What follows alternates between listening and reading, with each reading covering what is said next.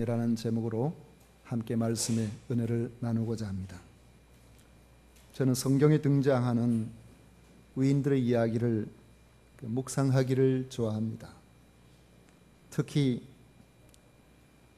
그들의 모습에서 싸우면 언제나 이기는 상승장군처럼 어떤 환경이든지 승승장구하는 그런 모습을 보기보다는 그들의 절박한 상황에 고민하는 그런 위인들의 모습에 위로를 더 많이 받습니다. 꿈과 비전을 가진 요셉이 그 비전과는 달리 계속해서 인생이 꼬여서 나중에는 자신을 믿어준 주인에게조차도 변망덕한 파렴치범이 되어서 옥에 갇혀서 기약도 없이 하염없는 세월을 보내게 될 때에 그의 마음은 어떠했을까 묵상해 봅니다. 내가 그 자리에 있었다면 나는 과연 어떻게 그런 상황을 견딜 수가 있을까? 그런 고민을 해보기도 합니다. 가나안 땅을 정탐한 사람들이 희망적인 이야기를 할 줄 알았는데 대다수가 정복이 불가능합니다. 올라가면 우리 다 죽습니다. 그렇게 보고를 할 때 낙담한 백성들이 갑자기 모세에게 돌로 쳐 죽이려고 애워살 때에 지금까지 존경받는 지도자로서의 모든 권위가 한순간에 무너져서 생명을 건지기도 힘든 그런 상황에 놓이게 되었을 때에 모세의 심정은 어떠했을까 생각해 봅니다. 오늘 본시의 저자인 다윗의 등장을 보면 그는 우리와 다른 특별한 사람처럼 느껴집니다. 사무엘상 16장 12절에 보면 이에 사람을 보내어 그를 데려오매 그 빛이 붉고 눈이 빼어나고 얼굴이 아름답더라. 이걸 다른 말로 준수하게 생겼다 이래. 사무엘상 16장 18절에 보면 소년 중 한 사람이 대답하여 이르되 내가 베들레헴 사람 이새의 아들을 본즉 수금을 탈 줄 알고 용기와 무용과 구변이 있는 준수한 자라 했습니다. 다윗은 외모도 준수하고 악기도 잘 다루고 문학적 소양에다가 언변도 뛰어난 그런 사람입니다. 여기에다가 용기도 탁월한 사람. 우리가 볼 때에 이 다윗은 안 갖춘 것이 뭐 있는가 이런 생각이 드는 아주 보기 드문 인물이라는 것을 알 수 있습니다. 이스라엘이 블레셋과 전쟁을 할 때입니다. 골리앗이 등장하면 이스라엘 군사들은 도망가기에 바빴습니다. 키가 3m에 육박하는데 쩌렁쩌렁 울리는 그 목소리에 다들 주눅이 들어버린 것이죠. 그렇지만 전쟁터에 심부름 온 소년 다윗은 그를 보는 순간에 두려움을 모르는 의협심 강한 이런 젊은이로 드러납니다. 사무엘상 17장 26절에 보면 다윗이 곁에 서 있는 사람들에게 말하여 이르되 이 할례 받지 않은 블레셋 사람이 누구이기에 살아계시는 하나님의 군대를 모욕하느냐 그랬어요. 사무엘상 17장 32절에 보면 다윗이 사울에게 말하되 그로 말미암아 사람이 낙담하지 말 것이라 주의 종이 가서 저 블레셋 사람과 싸우리다 그랬어요. 말만 큰 소리 친 것이 아니라 정말 나가서 골리앗을 목을 잘라왔습니다. 그 이후에 사울 왕이 그를 중용하여 전쟁터로 대장을 삼아서 보낼 때에 가는 곳마다 승리해서 돌아오니 온 이스라엘 백성들이 이 다윗을 얼마나 대단하게 생각했는지 여인들이 다윗을 칭찬하기를 사울은 천천히요 다윗은 만만히로다 그렇게 했습니다. 그 이후 사울 왕이 다윗을 시기하기 시작을 했죠. 그런데 성경 말씀은 다윗을 흠잡을 데가 없는 영웅으로 그냥 버려두지 않습니다. 오늘 본문 1절 보십시오. 내가 소리내어 여호와께 부르짖으며 소리내어 여호와께 간구하는도다. 다윗의 시는 시편 전체가 150편인데 그 중에 73편이나 다윗의 시입니다. 거의 절반이죠. 그런데 이 73편이나 되는 많은 다윗의 시를 보면 대부분이 자기의 허물에 대한 통회와 자복입니다. 눈물로서 하나님 앞에 자기의 허물을 내립니다. 그리고 암담한 현실에서 이래도 안 되고 저래도 안 되고 이제는 꼼짝달싹할 수 없는 그런 상황에서 하나님 도와주세요. 하나님 도와주세요. 눈물로서 하나님 앞에 그 도우심을 부르짖는 기도십니다. 거의 7, 80%가 바로 전부 다윗의 시는 그런 시예요. 이렇게 뛰어난 사람. 그는 하나님 앞에 나오면은 어린아이처럼 한 마리의 연약한 양처럼 하나님의 도우심을 구하지 않고서는 아니 되는, 다윗은 왕중왕이 아니라 정말로 보잘것없는 한 사람의 어린아이처럼 하나님 앞에 나아가는 것을 볼 수가 있습니다. 오늘 2절 말씀에 보면 내가 내 원통함을 그의 앞에 토로하며 내 우한을 그의 앞에 진술하는도다. 4절 말씀은 오른쪽을 살펴보소서 나를 아는 이도 없고 나의 피난처도 없고 내 영혼을 돌보는 이도 없나이다. 6절 말씀이 나의 부르짖음을 들으소서 나는 심히 비천하니이다. 나를 핍박하는 자들에게서 나를 건지소서 그들은 나보다 강하니이다 했습니다. 그 잘난 다윗은 도대체 어디로 갔습니까? 성도 여러분, 혹시나 여러분들이 이웃에 있는 잘난 사람 때문에 위축되고 있지는 않습니까? 여러분 생각해 보십시오. 그들이 잘났으면 다윗만큼 잘났겠습니까? 그런데 그 잘난 다윗도 그의 일생에 하나님께 부르짖으며 소리내어 간구할 수밖에 없는 수많은 고통의 세월을 살았음을 기억하십시오. 인생은 눈에 보이는 것이 다가 아님을 여러분들은 잘 알고 있을 겁니다. 겉으로 드러나는 것 그거 가지고 여러분 사람들과의 관계에서 스스로 위축되어서 저 사람은 대단하고 나는 왜 이렇게 보잘것없나 열등감 속에 사로잡혀 사는 것은 믿음의 사람들이 살아가는 삶의 방식이 아닌 것입니다. 제가 다윗을 좋아하는 것은 그도 우리처럼 고통과 고민이 많았기 때문이 아니고 그 고통과 고민을 하나님 앞에서 솔직하게 드러내는 사람이라는 것이죠. 속은 썩어 문드러지는데 겉으로는 남 눈치나 보고 다른 사람들 앞에 괜히 싫은 소리 듣기 싫어서 아무 문제도 없는 것처럼 그저 이 세상의 모든 것이 자기 뜻대로 다 돌아가는 것처럼 그렇게 살아가는 사람이 아니라는 것입니다. 아프면 아프다 할 줄도 알아야 되죠. 사람이 힘들면 힘들다 할 줄도 아는 것이, 그래야 치유를 받고 회복을 얻고 새 힘을 얻고 우리가 하나님 앞에서 당당히 세상을 살아갈 수가 있는 것입니다.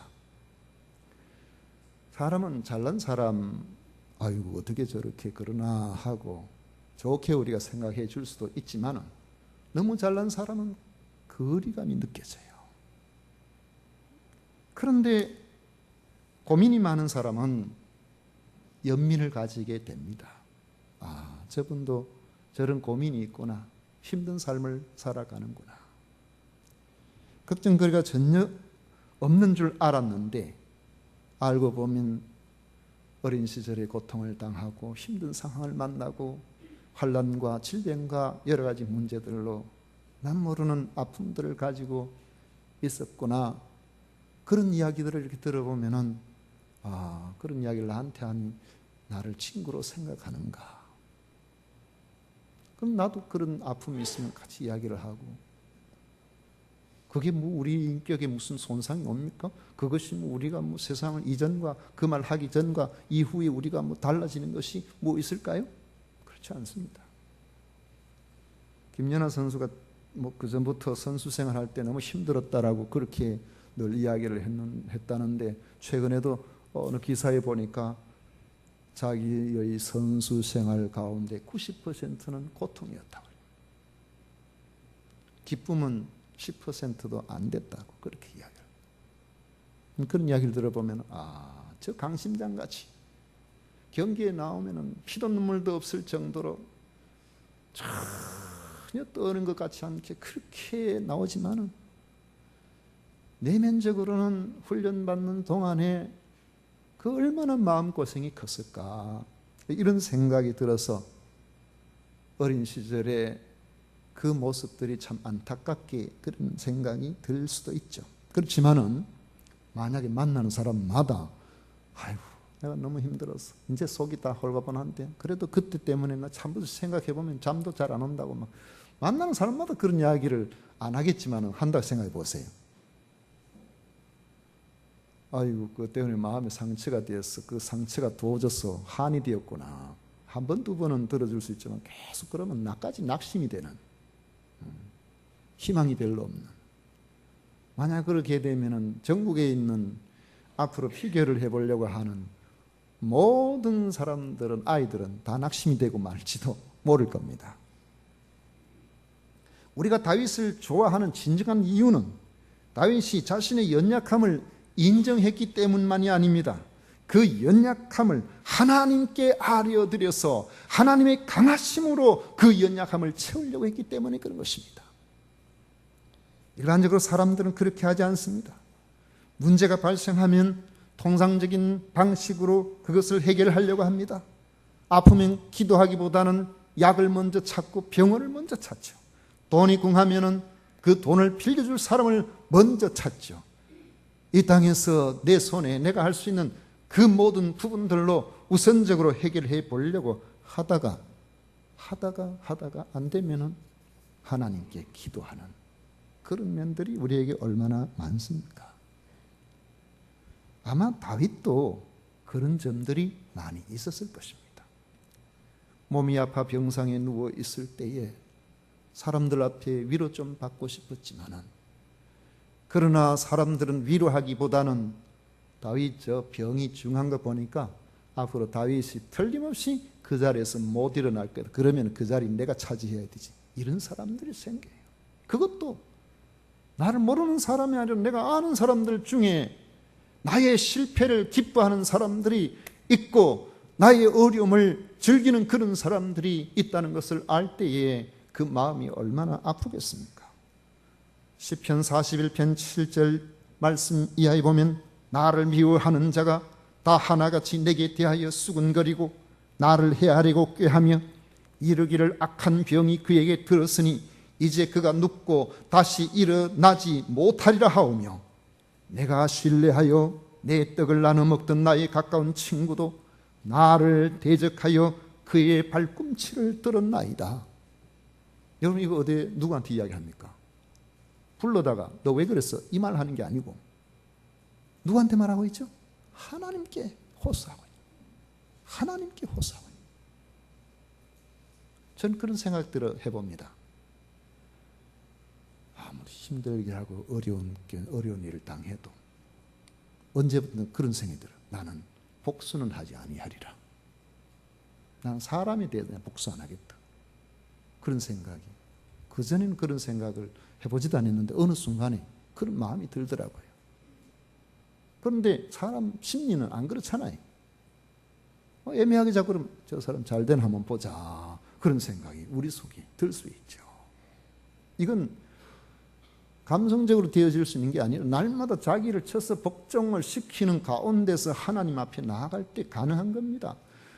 지금 여기에서 다윗이 자기에 대해서 안 좋게 생각하고 자기를 배신하고 이렇게 하는 사람들이 있을 때에 그 사람들 앞에 나가서 그런 것이 아니라 하나님 앞에, 하나님 나의 마음이 아픕니다. 내가 저를 믿었는데 저가 어떻게 나한테 이럴 수가 있는지, 하나님 내가 속이 상해요. 이런 경험을 하게 되면은 믿음의 사람은 이전과는 생활 방식이 달라지죠. 다윗이 고백하기를 시편 118편 8절 9절에 보면 여호와께 피하는 것이 사람을 신뢰하는 것보다 나으며 여호와께 피하는 것이 고관들을 신뢰하는 것보다 낫도다. 오직 하나님께 호소하고 하나님께 나아가서 하나님의 도우심을 구하기를 바라는 그런 마음을 이 다윗이 가지고 있었고, 시편은 바로 다윗의 그런 중심을 보여주는 그러한 시인 것입니다. 그렇다면 하나님께 부르짖어 기도하는 그 순간이 마치 풍랑이던 바다가 갑자기 잔잔해진 호수처럼 내 마음에 아무런 어려움이 없이 평안해질까요? 특출한 믿음의 사람은 그럴 수도 있겠지만 보통은 그렇지 않습니다. 보통 기도하면서도 계속 마음에 다툼이 있어요. 마음이 울렁울렁합니다. 언제까지 이럴까요? 해결될 때까지 그렇죠. 아침에는 기도하고 의지해서 잠시 괜찮다가 또 환경이 조금 바뀌어지면 또 마음속에 현실의 문제로 내가 힘이 들어졌다가 또 하나님 앞에 마음을 붙들어 매면 또 좀 괜찮다가 좀 있으면 또 마음이 왔다 갔다 하다가, 우리는 기도하지만은 하나님을 의지하지만은 하나님 앞에 믿음으로 나아가고 있지만은 마음 한 곳 속에는 여전히 내 자신과 싸우고 있는 것을 발견하게 되는 것입니다. 그것을 2절에는 영이 속에서 상한 것으로 표현하고 있습니다. 7절에서는 영혼이 옥에 갇혀 있는 것으로 표현하고 있습니다. 이처럼 내 마음이 불안해서 소용돌이 칠 때에 여러분 그냥 버려두면은 자칫하면 그 소용돌이에 내 마음이 끌려가 버릴 수가 있습니다. 그 소용돌이에 파손할 수가 있다고요. 이럴 때 우리가 어떻게 해야 될까요? 저는 요즘은 그를 잘 기회가 없어서 TV 볼 시간이 거의 없어서 TV가 뭘 하는지 거의 잘 모릅니다만 한 가지 아는 게 있습니다. 아침에 코코몽 잘 봅니다. EBS한테 지금 안 웃는 분들은 코코몽이 뭔지를 몰라요. 애기들 프로그램, 애니메이션.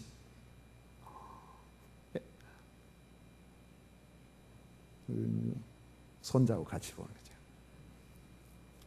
그런데 동물 나오는 그걸 이렇게 보면서 한 가지 아주 인상 깊게 느껴지는 것 중에 하나가, 악어를 이제 잡아서 길이 재고 그 전에 그런 프로그램 나온 걸 제가 본 적이 있는데, 뒤에다가 센서 달아가지고 이동은 어디로 하고 그런 거 하는데, 이 악어가 사람 앞에서 잠잠합니까? 그저 입을 이렇게 벌려가지고 사람을 달려 하고 꼬리를 치고 이렇게 하잖아요. 그런데 그 작업을 하는 사람들이 악어를 잠잠하게 마취제도 쓰지 않고 조용하게 하는 방법이 있더라고요. 그건 바로 옷이나 수건 같은 걸 가지고 뒤로 잠깐 접근해가지고 악의 눈에다가 던져서 눈을 가려버리는 겁니다. 그렇게 설치던 악어가 눈만 덮여지니까 가만히 있어요. 꼼짝도 안 하고 제자리에 있어요. 지 스스로 이걸 벗겨내지를 못하고 그냥 그러고 있는 거예요. 여러분, 악어가 어떤 사람은 편해서 가만히 있다고 그러던데, 저는 편해서 가만히 있는 게 아니고 안 보이니까 별 방법이 없었어. 그래서 가만히 있는 거 아닌가 그런 생각이 듭니다. 우리 속에 불안이 소용돌이 칠 때에 우리는 눈에 수건을 가린 악어처럼 입을 다물고 가만히 있어야 돼요. 만약에 여전히 우리가 온몸을 뒤척거리듯이 우리 입술에서 원망과 불평과 낙담의 말이 나오기 시작을 하면은 우리가 하나님께서 주시는 한량없는 은혜 가운데 살아가기가 어렵습니다. 만약에 내 생각이 복잡해지면은 3절에 있는 말씀처럼 내 영이 속에서 상할 때에도 주께서 내 길을 알고 계심에 집중해야 됩니다. 눈 가린 악어처럼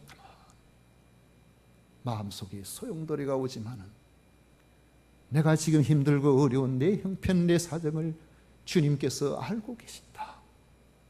지금 모르고 계신 것이 아니고 알고 계신다는 거예요. 지난주에 우리가 말씀을 보았습니다마는 풍랑이는 바다에서 그 소용돌이 치는 그 바다에서 그 돌풍에서 거의 10시간 이상을 꼼짝도 못하고 파손될까 싶어가지고 그것에서 그러고 있는 이들이 있는데 그 예수님 안 계셨어요. 그러나 주님은 산에서 기도하시면서 그들의 사정을 알고 계셨다고 해요. 주님이 알고 계시면은 주님의 뜻이 아니라면 저는 침몰되지 않을 줄 믿습니다. 고생은 할지 몰라도 침몰은 되지 않아요. 힘은 들어도 그것 때문에 망하지는 않습니다. 하나님께서 나를 알고 계시고 내가 하나님께 내 사정을 말씀드리고 하나님께서 나를 보고 계신다면 하나님의 뜻이 내게 있다면 우리의 문제는 우리의 신앙을 성숙시키는 계기는 될지언정 우리를 절망 가운데 가두어서 패망으로 이끌지는 않는다는 사실을 믿으시기를 바랍니다. 만약 너무 답답해서 말을 해야 될 상황이라면 하나님 내가 이렇습니다. 내가 저런 상황에 있습니다. 내가 모함을 당했습니다. 내가 억울한 일을 당했습니다.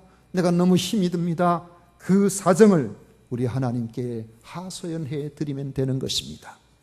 그리고는 입을 닫아야 돼요.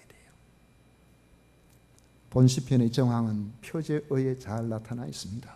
다윗이 굴에 있을 때에 지은 기도라고 했습니다.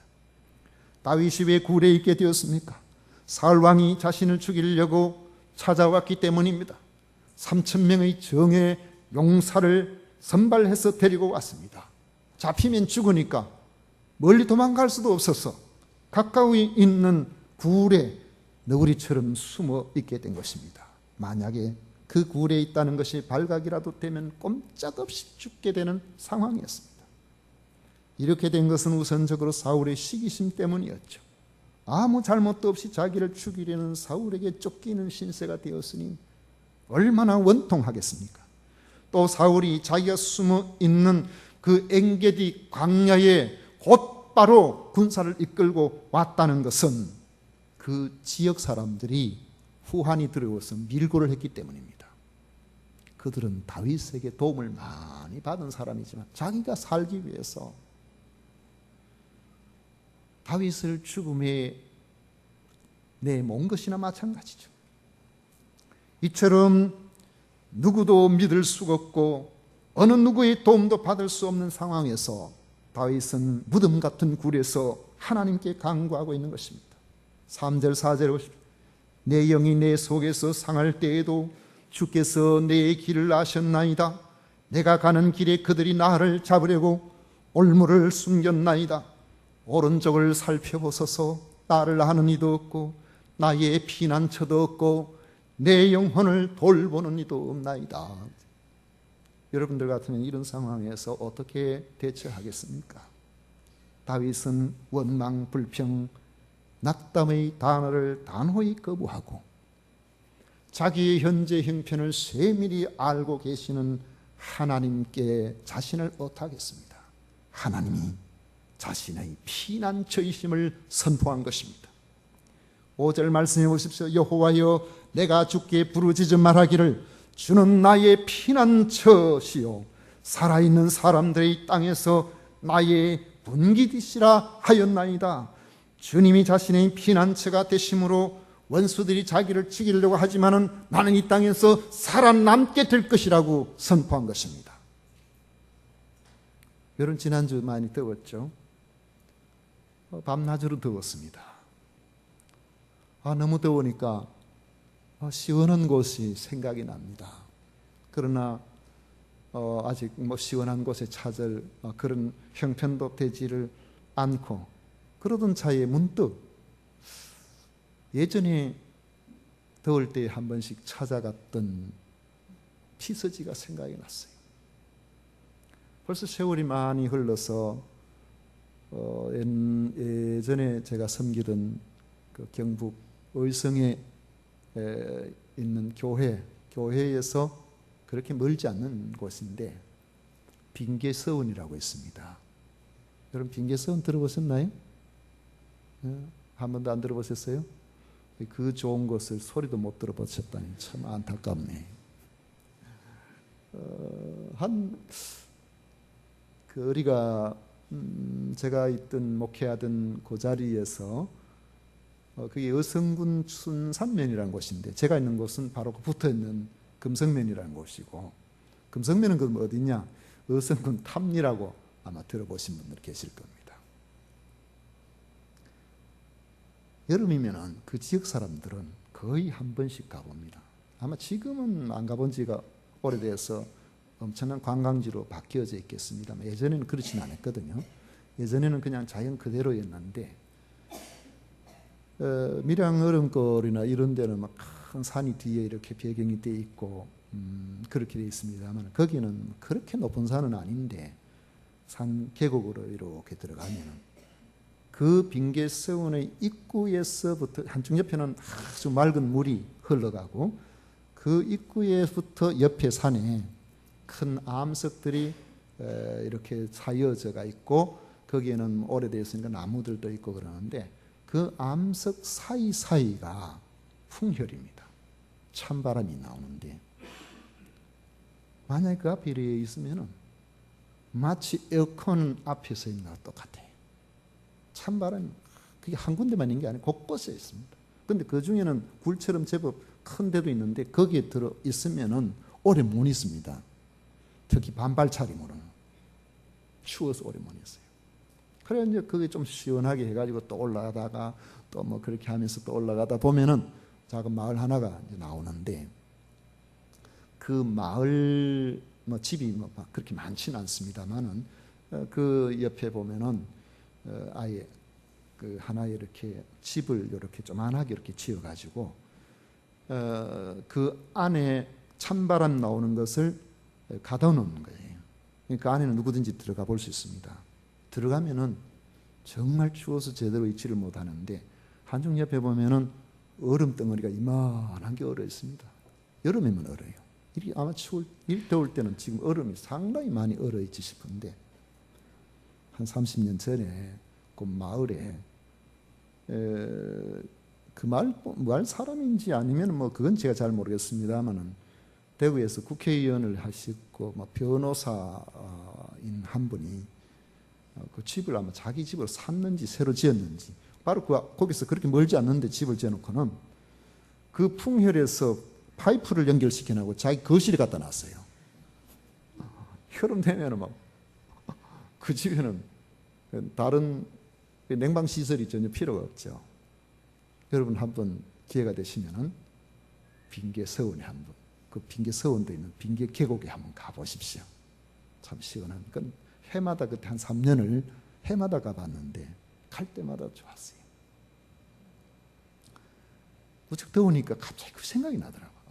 아무리 더워도, 아무리 쓰러질 것 같아도, 아무리 짜증이 나도 그 돌 틈에, 그 바위 틈에 몸만 이렇게 돼 있으면 시원한 게 갑자기 마음에서요 피스가 다 돼요. 더위가 살. 성도 여러분, 이렇게 지치도록 무더운 그런 날에는 몸만 지치는 것이 아니라 우리의 영혼도 지칠 수가 있습니다. 뭔가 내 마음, 내 뜻대로 안 되는 일들, 이런 것들로 인해서 우리가 마음이 약해질 수가 있습니다. 참 힘들 수 있어요. 그러나 지치고 곤비한 우리의 심령을 버려두지 마시고, 여러분들은 여러분들에게 피난처가 계신다는 사실을 기억하시기를 축원합니다. 다윗은 선포합니다. 여호와는 나의 반석이시요 내가 그 안에 피할 나의 바위시요 나의 산성이시로다. 어떤 경우라도 하나님께서 모르시는 거 아니에요. 우리 형편 처지를 다 알고 계십니다. 그러한 연단의 과정, 고통의 과정, 힘든 과정을 거치면서 우리의 믿음이 성장하는 겁니다. 그러므로 하나님 앞에 우리 자신을 내어놓고 우리도 다윗처럼 부르짖어 기도하고 주님은 나의 피난처시라고 선포한다면 우리는 땅에서 승리하게 될 겁니다.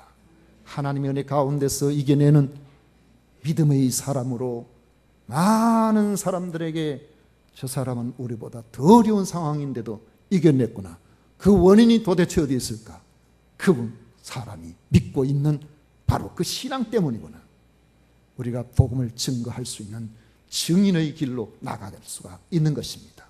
이런 은혜가 우리 모두에게 함께 하시기를 축원합니다. 기도하겠습니다. 고마우신